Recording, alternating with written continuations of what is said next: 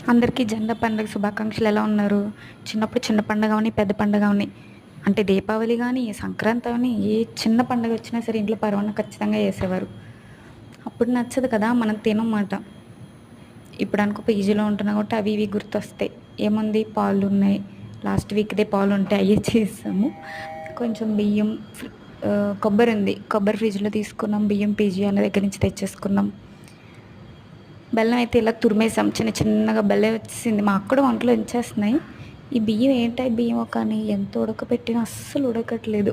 1 hour cook చేసాం. Water ఏస్తూనే ఉన్నాం. అది ఉడుకుతూనే ఉంది. లాస్ట్ టైం యూజ్ చేసింది కొంచెం నెయ్యి ఉంటే ఆ నెయ్యి వేసాము. ఆ నెయ్యి ఫ్లేవర్ ఎందుకో ఆవు నెయ్యి అనుకుంటా. అసలు స్మెల్ రావట్లేదు. అడ్జస్ట్ అయిపోయాం. కొన్ని జీడిపప్పులు, బాదం పప్పులు, కొబ్బరి వేసి స్మెల్ అయితే బావుంది. చాలా టేస్ట్ కూడా ఇంకా బావుంది. బట్ లాస్ట్‌లో మాడిపోయింది.